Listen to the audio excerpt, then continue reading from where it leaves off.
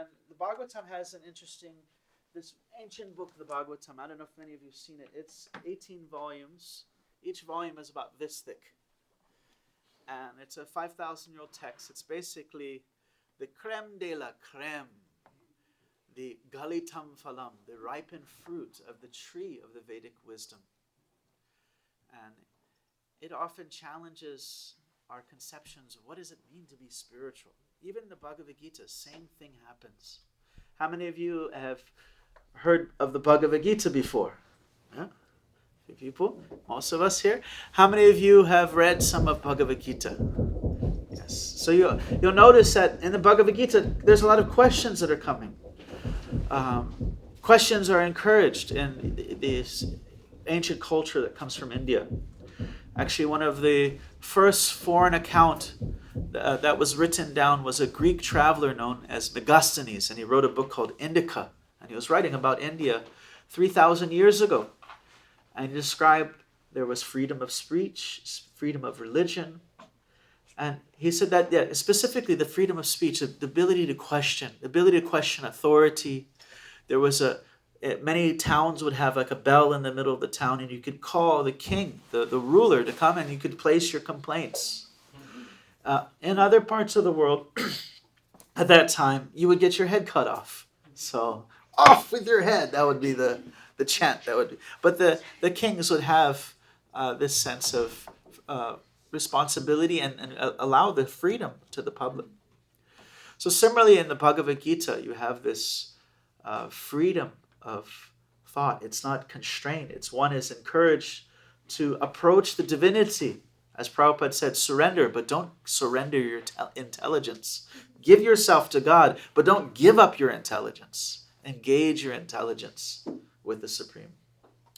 And so in the Bhagavad Gita, he is under a particular concept. What does it mean to be spiritual? He sees that his situation is quite problematic. He's in a situation where he has to fight, which is not a big deal for him, but it is his family members that are on the other side. So just imagine, Crystal, you have been trained in martial arts your whole life. You are a New York City police officer, and you see one of your cousins mugging somebody in the alleyway. And so this way you feel this conflict, like how can I don't want to, and it may even require some force, some violence, some aggression to stop this attack. But it's somebody who's so close and so dear to you. You'd kick her butt. She's like, what's up, Arjuna? I got this. She's going down. All right. So, thank you very much. So, but Arjuna, he was definitely in this quandary. And so he's saying, let me be spiritual. I'm just going to go meditate. I'm going to leave all this behind. And he's presenting all different ideologies, presents different arguments. And you'd feel like when you have something that is concrete, that is solid, that is pure, that is sublime, you feel, good. It feels right. And so Arjuna had very good arguments, but he did not feel right. He described that he was having a nervous breakdown. He felt like his skin was burning. He was shaking. He was shivering like this. He was not feeling, even though he had very intelligent arguments, it wasn't satisfying his mind. And so Krishna explains about yoga, karma yoga, jnana yoga. He explains all the different systems of spiritual life. And Arjuna, throughout the Bhagavad Gita, is again, but wait a minute. Didn't you say I should do this spiritual thing? Why do you want me to fight? He says that in the 3rd chapter. Wait a minute. And again in the 5th chapter, he goes, right in the beginning of the 5th chapter, wait a minute. I thought I was supposed to be spiritual. Why do I have to do this thing? And so the idea is that, many times we have certain conceptions of what does it mean to be spiritual. So here's one example. There was once a priest and a prostitute. They say the priest is the Prostitute's the oldest profession.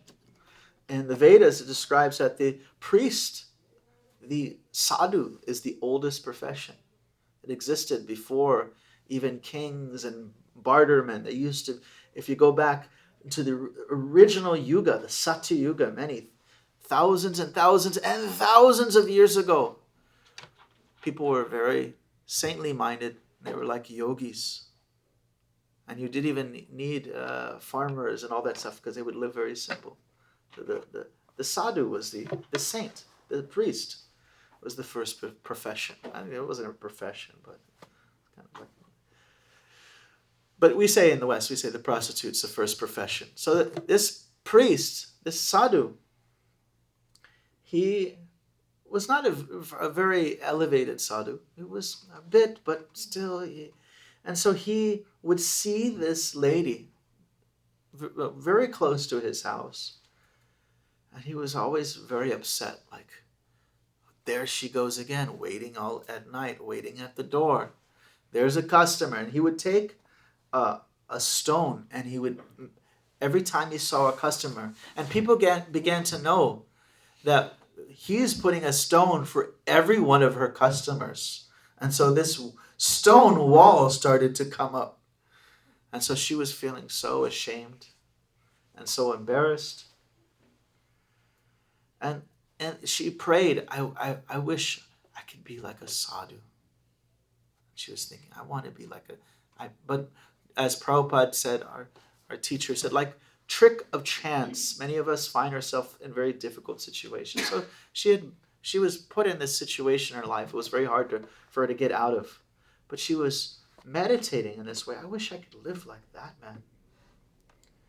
And how was he meditating? That nasty wretch. So it's described that when he died, he did not go to a higher destination. He went down lower. What was his meditation? Prostitution, prostitution, prostitution, prostitution. That's his meditation. And in the 8th chapter of Bhagavad Gita, Krishna describes yam yam vapi smaran. Smarati, whatever you meditate, whatever you think about, whatever you remember. Yam yam vapi smaram bhavam chadati ante kalevaram.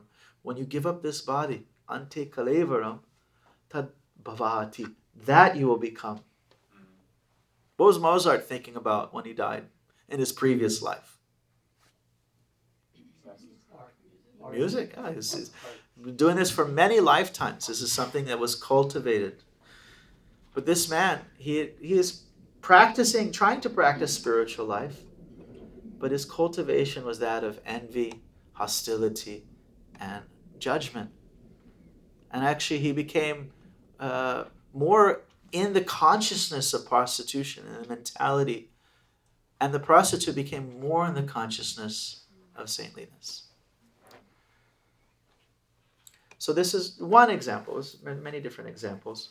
So Arjuna is in this situation, and he's also being challenged in his conception. So in this book, the Bhagavatam, how many of you have been here many times? Raise your hand. Who's been here many times? Anybody here first time? Anybody? First time? What is your name, sir?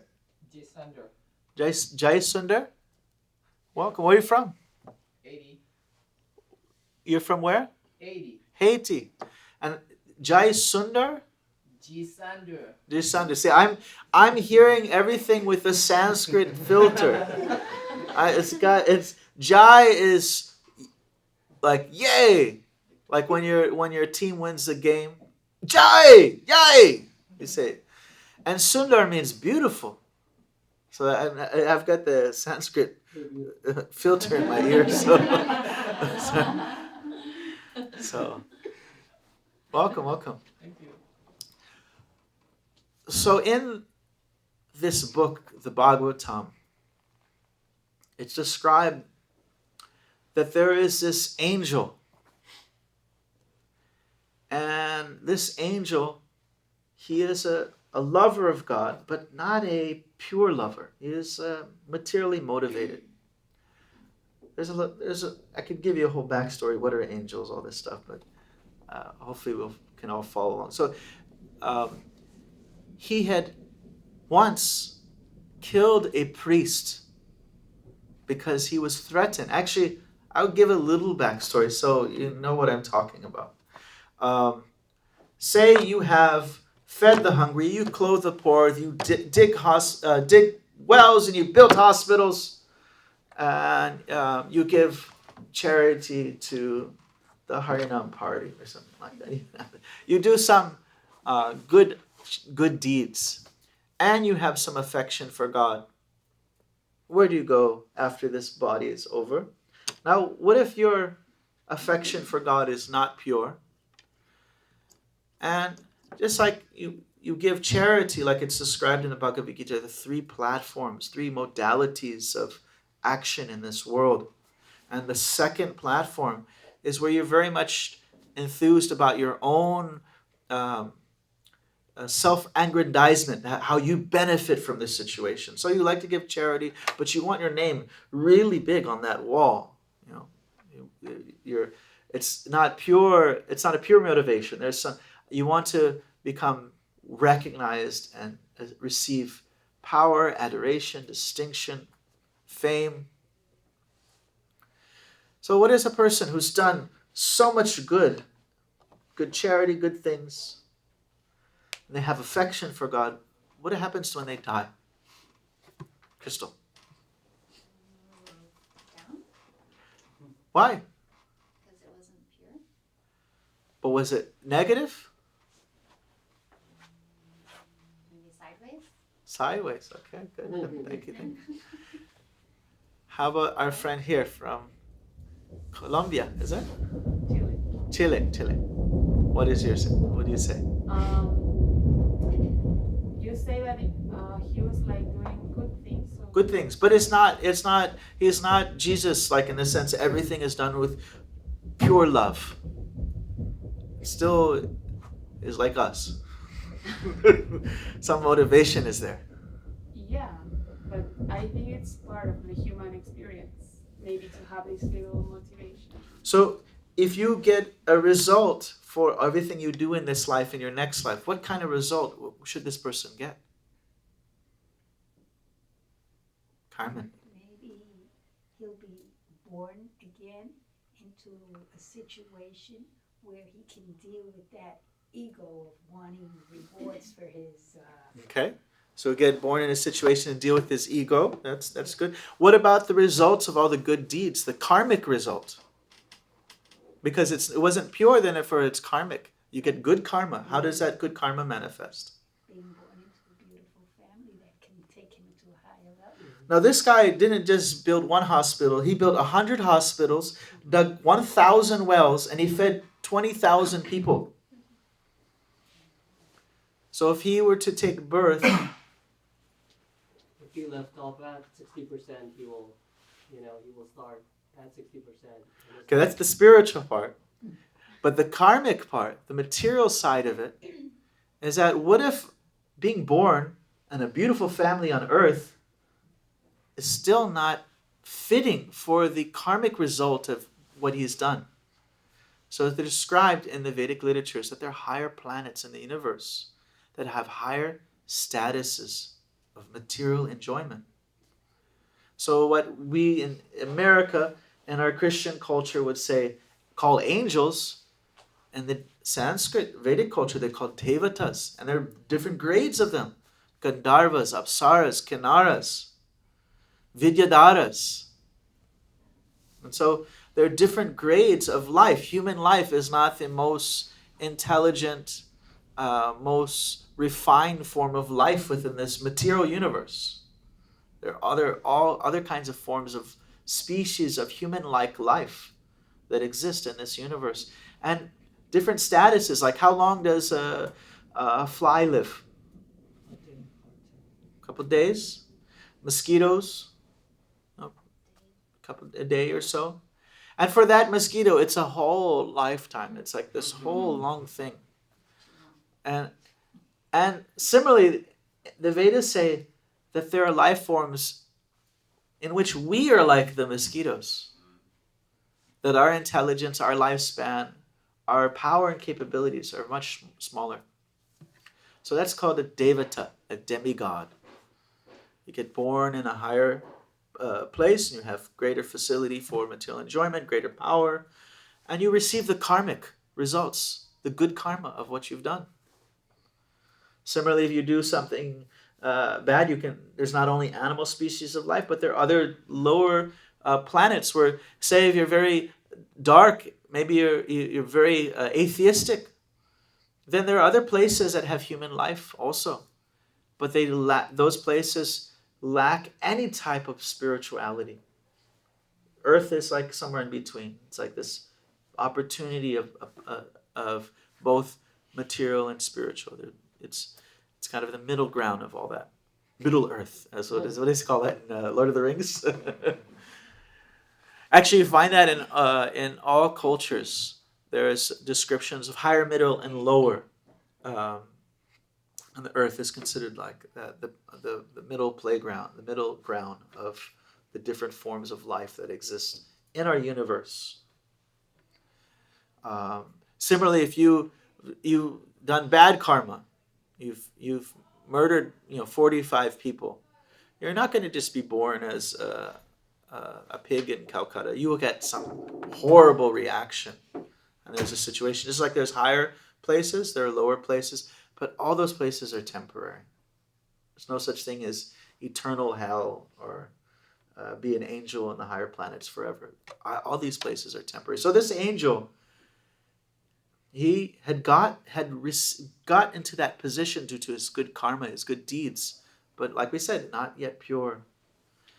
And therefore, in order to keep that position, he thought, he came to a scenario that he actually killed a priest because he thought the priest was threatening the situation that he was in. And the father of that priest made this. Okay, we're gonna get all. Let's go Lord of the Rings and stuff like that. So he did like a black magic ritual, and he created this giant monster. Actually, they chanted mantras for 7 days to create this monster.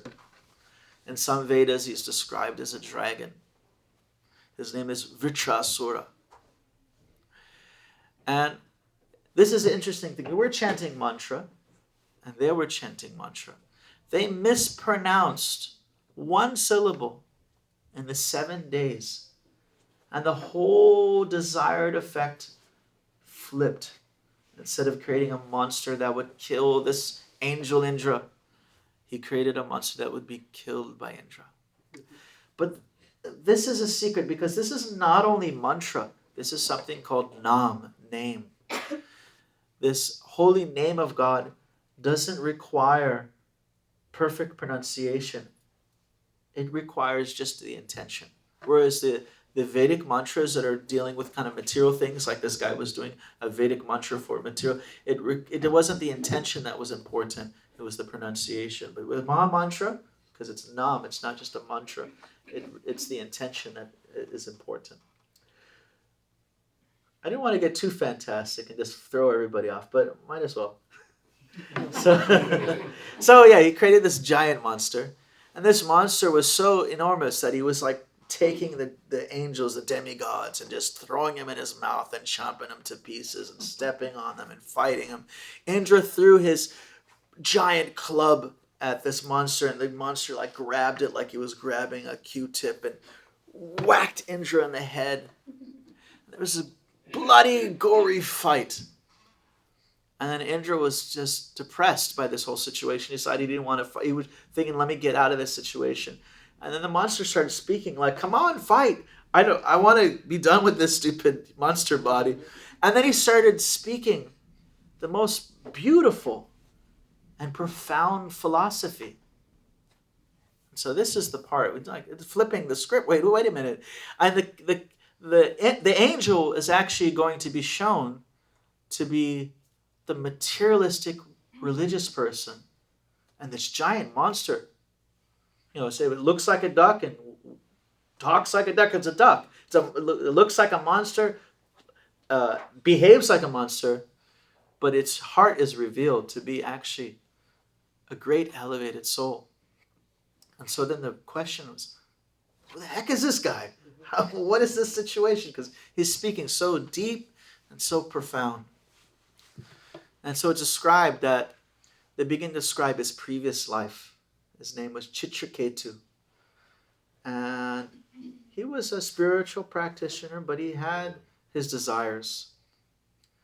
And the desires that he could not let go, even though it brought him so much trouble. Have you ever found a situation where you're just like, you want something, and the universe says, you ain't going to get it. It's not coming. You want it, and you just find yourself working a little too hard to get that thing when all the hints are there, like, this is not coming. You're setting yourself up for frustration. So he was in that situation where he wanted a son. He married one lady. She couldn't give him a son. He married another lady, an additional one. She couldn't give him a son. He married an additional one. She couldn't give him a son. And it went on like this for a while. And he approached some mystic and said, I'm troubled. I really want a son. Now, he had his own desire, and then he had kind of like his duty, like the family. He's a king. He needs an heir to the throne. Also, the child, they'll in the future do ceremonies for the ancestors. It's like a whole system of gratitude. He feels like, I need to repay my ancestors by creating a descendant. And so then the sage did some ceremony, gave some special drink he said, give this to your queen. And you conceive and she will become pregnant. So he said, but the child will be named Harsha Shoka, which means happiness and sadness. That is the name of this child. And he kind of brushed it off his shoulder. He thought, okay, yeah, there's teenagers that can be kind of annoying and troublesome and nasty, disrespectful, without gratitude, whatever. He's thinking in this way. It's teenagers. I'll get over it. But remember, this guy married all these ladies. This is any type of story like that where somebody's going from one person to the next. It's always trouble. So his queen that had the child was given so much attention, and she's happy. And the other ladies become so upset, they decide to poison this child. The child is poisoned. The queen sees a son lying on the ground. His eyes are rolled up. She says, wake up, my son, wake up.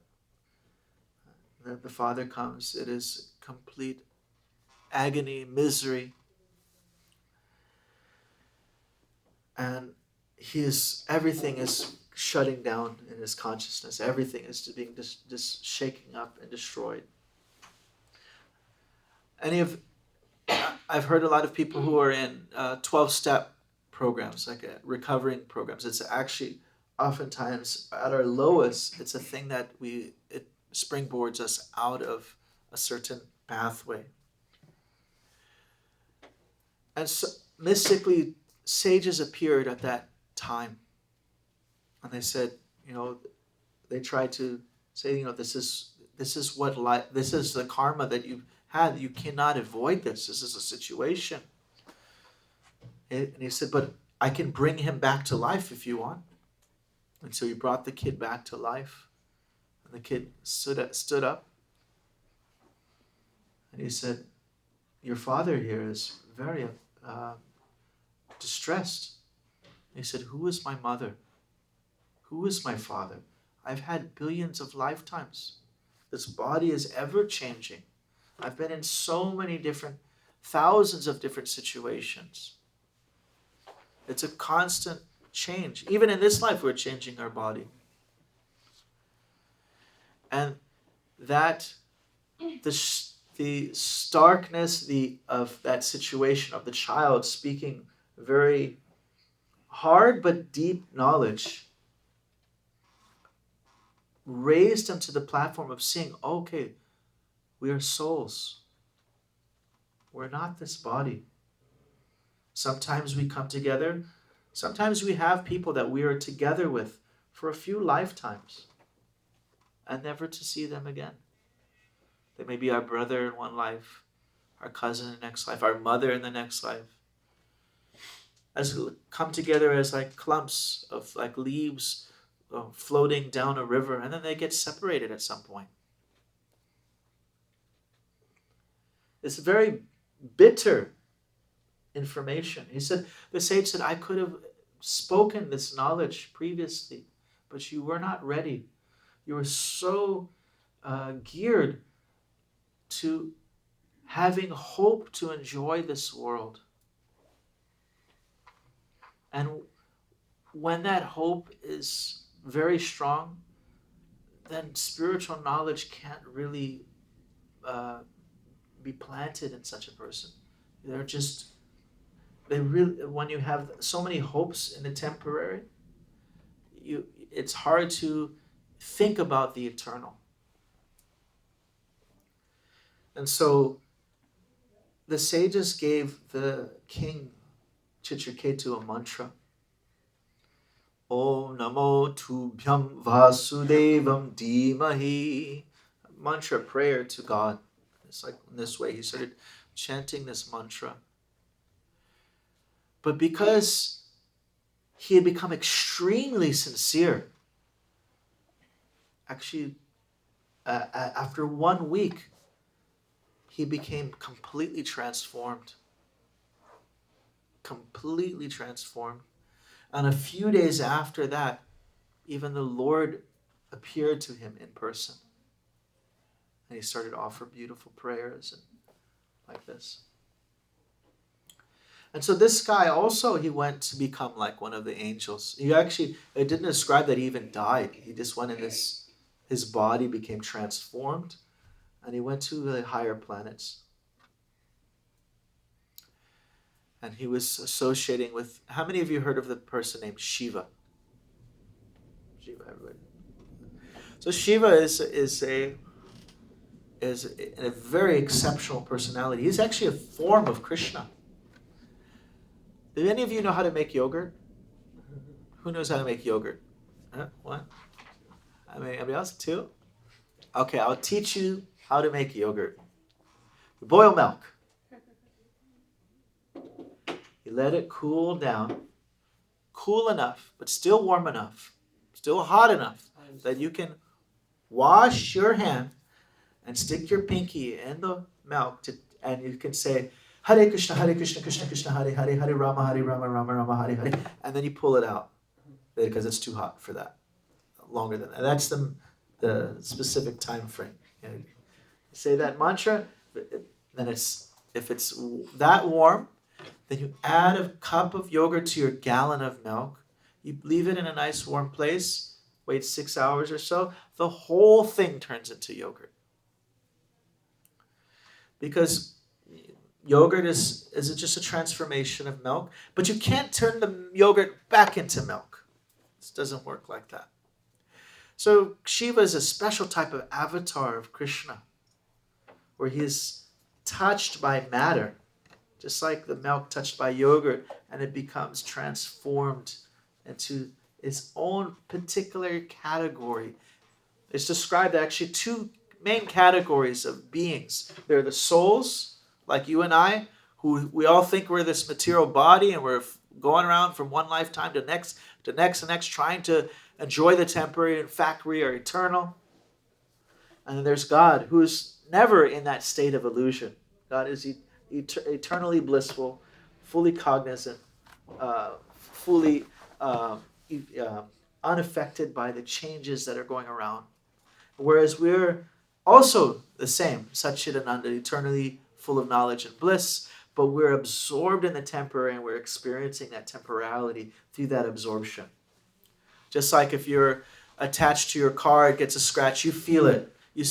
But somebody else's car gets a scratch, you don't feel it because you're not attached. You don't that absorption is.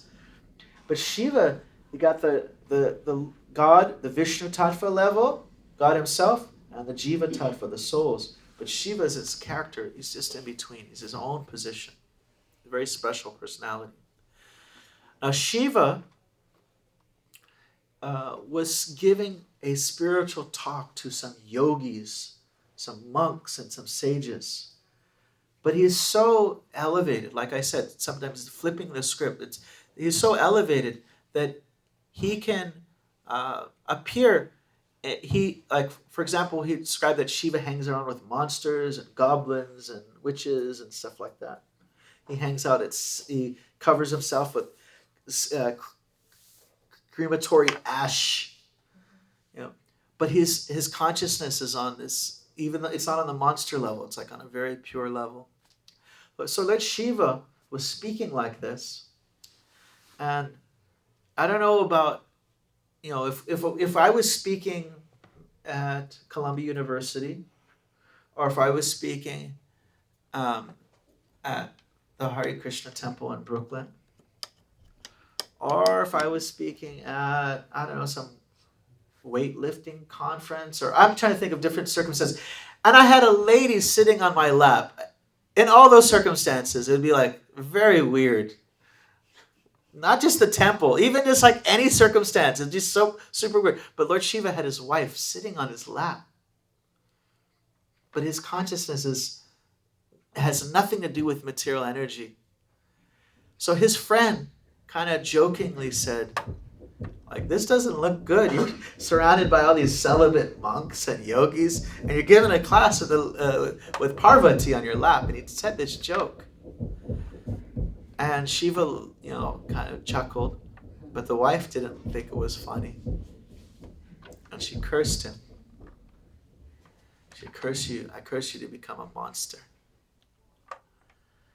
And it's described that this personality, he said, whatever you want, I accept it. And Lord Shiva responded, this is the example of a true Vaishnava, a true spiritualist. That they're not like the Indra. He was fighting, hankering for his power, his position. Very religious externally, doing all these nice charity, all these things, but he's still very much attached to that power and position. But this guy, he's like, I don't care what happens to me materially. I just want to have my heart always being able to focus on my connection to divinity. So that's his. It starts off with him as the monster, and then it explains how he came into that position. But it started off not so pure, but eventually his consciousness became purified by connecting to God through the sound vibration. That connection actually begins to bring satisfaction to the soul. Because as long as you're not satisfied, you will look for satisfaction in material ways. And in material ways, it means often at the expense of another. For you to make an extra buck, you may have to cheat somebody. For you to go sleep around, then you have to exploit somebody, see somebody as just an object. So there's always some negative side that is there. But when the soul is satisfied, then you become peaceful. You don't need to take anything from anybody. You feel fully satisfied. You don't need to one-up anybody. You don't need to criticize somebody to make yourself feel better. You become peaceful and satisfied. So let me see. Have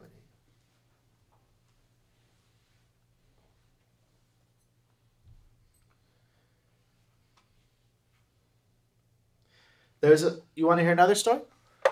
Yes. Huh? Yes?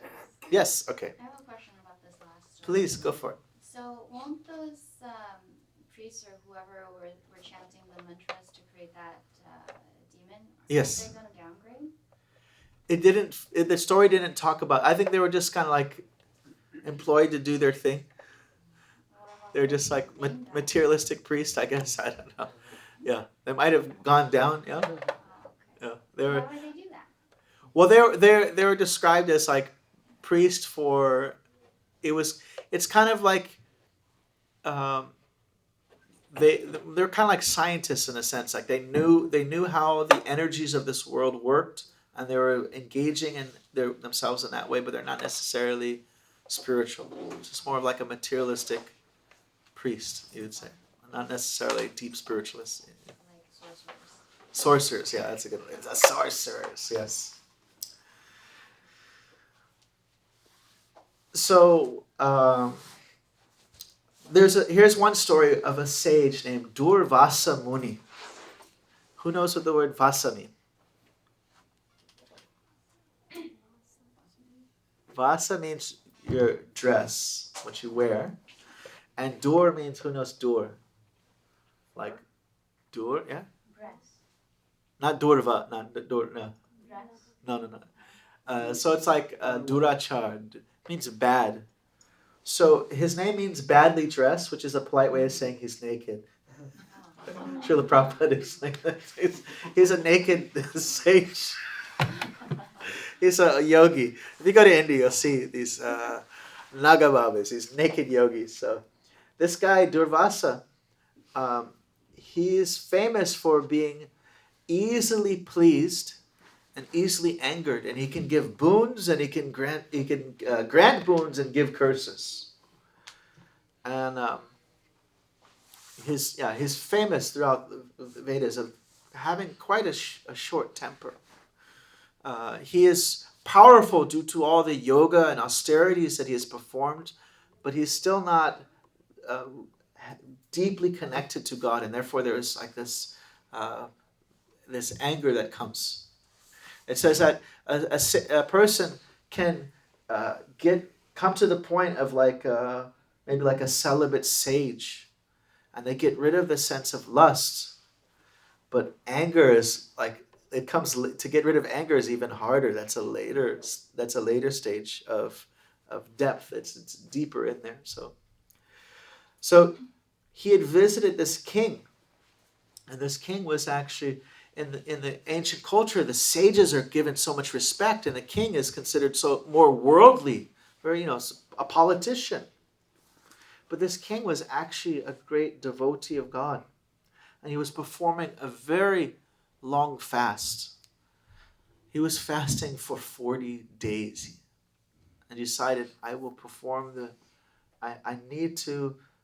There's often in Vedic rituals. There's a time where you need to break the fast. That's what we call it, breakfast in the morning. You break the fast. And it's considered that if it's not done according to these rules, then the benefit he would have gotten, it was not just like a health fast. It was part of like a spiritual yogic thing, and he was trying to do it according to the astronomy and astrology and all that stuff. And this guest arrived at his home. And in India they say, Atito Bhagavan Deva, Atita Bhagavan, that the uninvited guest is to be respected as God himself. That if somebody comes uninvited, how do we do that in America? If somebody comes uninvited, it's like we don't answer the door, or we get angry. But in the old cultures, if somebody comes, you greet them, you give them something to eat, you sit them nice, you give them some glass of water. You don't even ask them would you like some water. You just give them water. Damn, it's just water, come on. You give them some water. Give them whatever you can. If you're poor, at least you could give somebody some place to sit and some water, and ask them how was their day. And so this sage, this great yogi sage appeared, Durvasa Muni, very powerful, famous. And he doesn't live just 100 years. He's got this like extreme lifespan. He's a powerful being. And so he appears there, and he's not just a powerful being like physically, he even like psychically, he understands what's going on. Like he can perceive Ryan is thinking about samosas right now. He's thinking about what's for dinner after this. And so when he arrived there, the king asked his ministers, I have like only this 5-minute period. I need to break the fast. What should I do? we have a sage that's here, but you know, it would be rude to not feed him first. He's our guest, and he's a sage. He's a yogi. He's somebody I should respect. He's practiced meditation for years. I should give him some respect and honor. I should take care of him. He doesn't have a home and money. He's just a traveling yogi. It's our job as people that make money to take care of these monks, to feed them, that's how they're supported. And the ministers they were confused. They had no answer.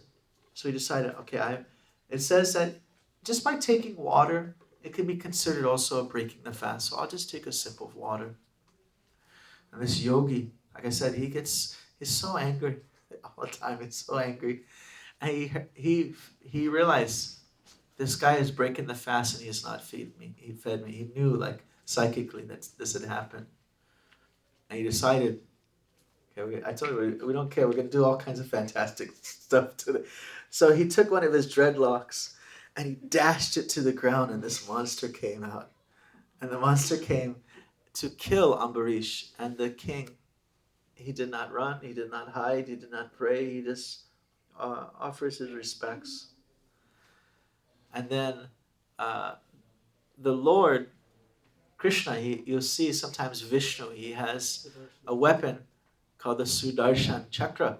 Like when you're a kid, you just put a CD on your finger and you can pretend you have the discus weapon. So you did that, yeah? You did that? Did you do that? Did you ever take a CD? I know this. Yeah, I know the stories. Yeah. I know. Yeah, so you grew up in India, you decided take a CD. I am Vishnu. And so that weapon manifested and started chasing the monster, destroyed it, and then started chasing the yogi. And the yogi was running here and there, here and there. He even went to God himself, said, he said, no, I can't save you. You have to go to that king and beg his forgiveness. And the king said, I don't take any offense. So these are just different stories of the sage is considered so honorable, but this king, the politician, was considered the actual deeply spiritual. He was not even the guy tried to kill him. This guy took a sip of water, he got offended. The other guy almost was the recipient of an attempted murder, and he did not take any offense. Or you have the prostitute and the priest, Vitrasura and Indra, the monster versus the angel. And the monster is the one who's the great spiritualist in the story. Arjuna's idea, I'll leave and meditate, that will be spiritual. It becomes flipped. No, you have to be a politician and do all the things that you're been trained to do your whole life, but do it in the right consciousness. That is actually what is spiritual. And then there is even in our more recent history, about 500 years ago, there was a person named Pundarik Vidyanidhi. And one monk was brought to meet him, and he saw this guy. He had all this wealth, and he immediately thought, this guy is just some materialist. He's all this wealth. And the friend who brought him said, no, you got to meet this guy. He recited some beautiful Sanskrit verse describing how God is so kind. Like there's a story of, I'm going to so many stories. There's a story of a witch who tried to kill little baby Krishna. She smeared poison on her breasts, and she appeared very beautiful, so beautiful that everyone in the town was mesmerized, like inhumanly beautiful. And then she said to the townsmen, any child who drinks my milk will become will have no health problems their entire life. But she is coming there to kill this little child.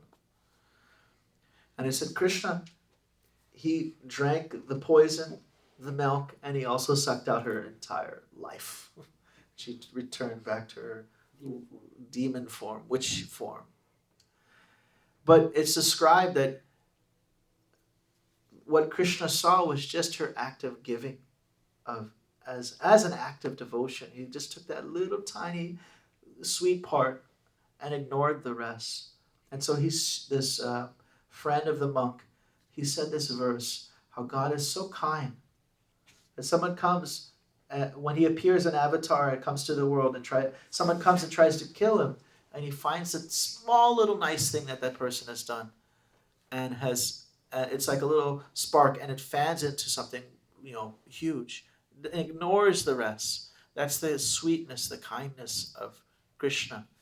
And so as soon as he said this so-called materialistic looking person, he just went mad and he fainted. He was just so much moved by that. And then the monk realized, okay, this is not an ordinary. I was judging him by his wealth. I was judging him by his, he had like nice clothes, he had perfume, he had all this nice things. He was like, I was judging all of that. But it's actually, where is the attraction of his heart? Where is that going to? So I've covered a lot of esoteric things, different stories and stuff. And let's see if there's any reflections, comments, or questions.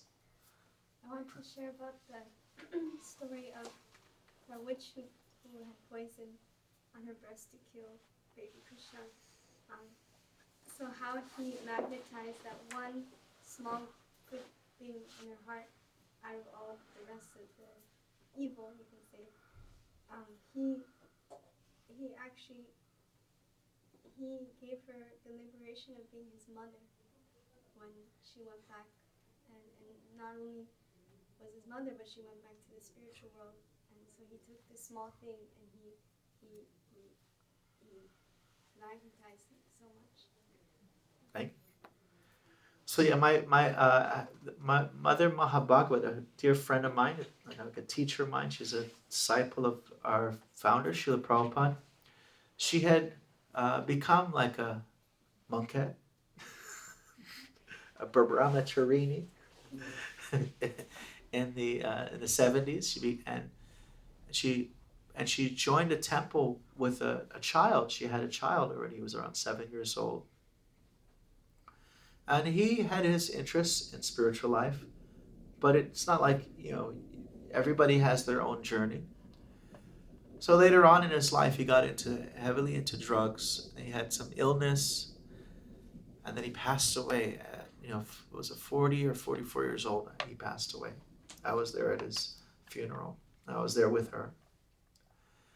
And she said, my son, he had this kind of life of just, it's kind of it seems like a wasted life. He said, but all I can remember is all the spiritual things that he's done with Krishna. That's all I can remember. I can't remember all the other things. And she said, this is how Krishna sees. We may see that, we might have that vision at a funeral. We recognize the actual spiritual connection that the person has with God, and recognize that even the faults, those are actually bodily faults, mental and bodily faults that have nothing to do with the soul. In the book called Nectar of Instruction, it says, Krishneti yasya giritam manasajiyeta dikshasti chet praniti bhajatam isham. That we should offer our respects to anyone who has a deep attachment, not even some attachment to God. This is this is the beginning level. This is offer your respects from a distance. This means this first level is maybe somebody has an attachment, but they behave badly. Maybe they're a horrible person externally, but they still have an attachment. So we don't hate on them, but we don't have to spend time with them. So this verse says like that. And the next says, but one who's practicing nicely, dikshasti chet praniti bish, we spend time, we serve. And then the person who is really deeply spiritual, that their heart is devoid of the propensity to tear down others, to critique others, to push themselves up. That person, we ask that person, please teach me. become my guru. So it describes like different levels of spiritualists. And it's not that verse, but there's another verse that follows it that says one should not look at the faults in the body of a spiritualist. And so I asked this monk, Jayadvaita Swami, I said, it says, how many heard of Ayurveda? So you know dosha. What's your dosha? What's your dosha? Pizza, not the pizza dosha. No. So they have Ayurveda. You have dosha. That's like your dosha means fault. What do you have too much of?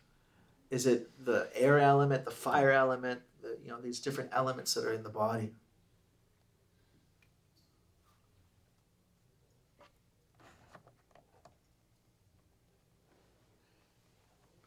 Oh my God! Like an emergency message. So if you have these different faults that are there. So if in Ayurveda it says that the faults it means what is imbalanced, fire, air, ether, these different pitta, kapha, vata. And I said, well, in Ayurveda it described that our mentalities are also related to that. I said, so one should not look at the faults, the mental faults in the body of a spiritualist. One should just try to see what is their actual intention to connect to God. So that's the kind of the understanding. And he said, yes, that is he concluded, yes, the Bhaktivinoda Thakur says that, says same thing, that it's not just the physical faults, but the mental faults are there. That we should overlook that and see what is their actual, how they're connecting, like Putana, how is she connecting? It's described that she had some little affection was there. And so Krishna accepted that affection. Even though she was trying to kill him, she still saw, this child's adorable, but she still, more of the darkness was the most prominent thing. Any other comments or questions? Yes, sir. You mentioned the Nectar of Instruction. Yes. You have that book. Yeah, I remember you got that book. And if you can maybe explain a little bit where they're saying that a devotee shouldn't associate with karmis, yogis, and yanis. So it's like other spiritual, in my view, it's like other spiritual people. So that travel different paths. Yeah. So in the Chaitanya Charitamrita describes Bhukti Mukti Siddhi Kami Sakala Ashanta. Those who have desires for material pleasure, those who want to merge with God, and those who want yogic powers, none of those people can become peaceful because they all want something. And the bhakta means devotee of God, which is not a particular denomination or particular religious system. It's just the system of trying to approach God with devotion, not seeking to get something. That person can be peaceful because they actually don't have any desires. The only desire they have is Krishna's pleasure, which is not in a category of a material desire. Just like a mother might want to make her child smile, but it's not because if I make him smile, then I'll be happy. It just wants to. So though anybody, it says we should keep the association with those who are not motivated by material pleasure, even the desire to merge into God, which is it's described in Vedic literature that there are basically three categories of religious inspiration.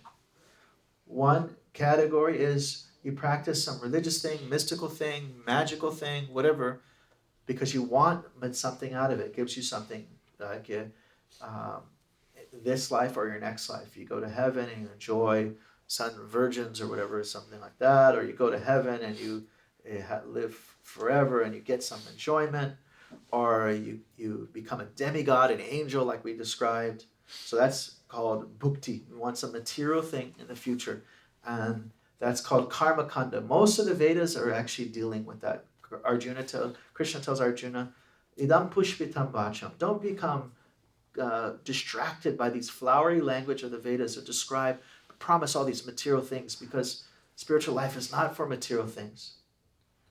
And then the next section of the Vedas, like the Upanishads and stuff, they're like, forget the material things. Matter can't make you satisfied. Actually, it's not even talking about matter can make you sad. Matter is just distress. So get out of distress and be in a spiritual state. And so that is called, that section is called Jnanakanda. And that section is not to get material desires, but be free from material situation. But both those situations are a situation where the person is simply thinking, what can I get? It's materially motivated. It's motivated about the person's kind of, it's not a love motivated. It's like I say materially motivated, but it's not matter, but I can get what I mean. The last section is like the mother wanting to make the child happy. That's called the Upasana Kanda, where they just, that's the path of bhakti or devotion. And if you want to become expert in something, then you spend time with people that have that same intention. So like if you want to become an expert archer, you hang out with archers. If you want to become a drunk, you hang out at the bar. If you want to become a multimillionaire, then you spend some time with multimillionaires, and a very good chance it could happen. You get the proper motivation, proper skill set, proper procedures, and things like that.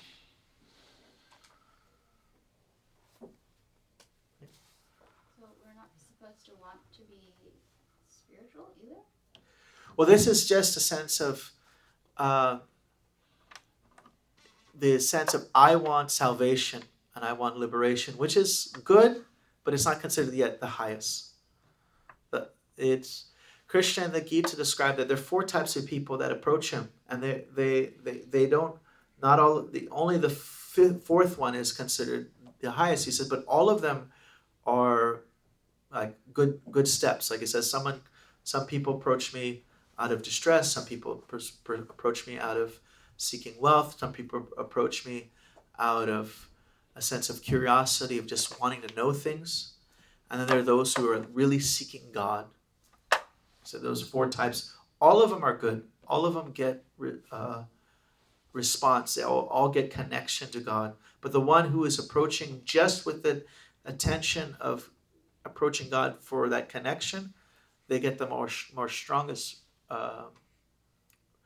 reciprocity, because God is moved by the more pure intention of love versus God, I need you. I stubbed my toe. God, I need you. I want this.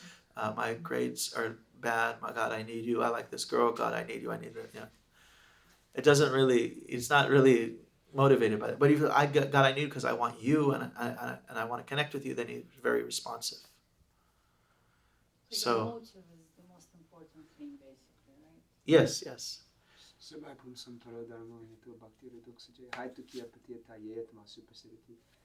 So the essence of religion is that by which one can attain love unto the transcendent Lord.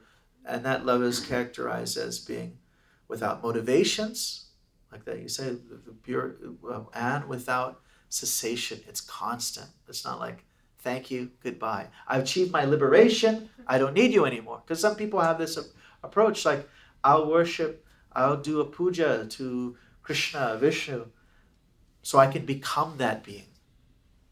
And I'm done with you. I can become God. Versus, I want to actually connect with you with love. All right.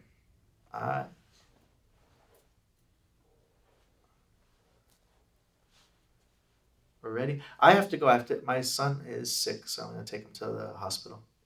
So I'm going to say your prayers, chant. Thank you. Hare Krishna. Thank you very much. Thanks. Yeah. Haribo, Haribo.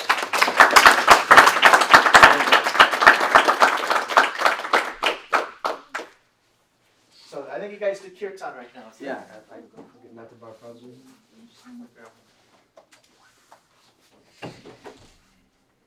What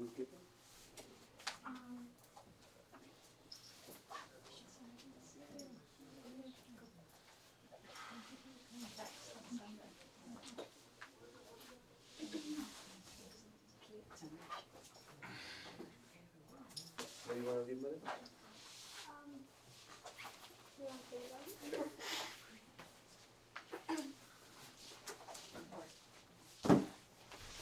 So we're gonna stand up.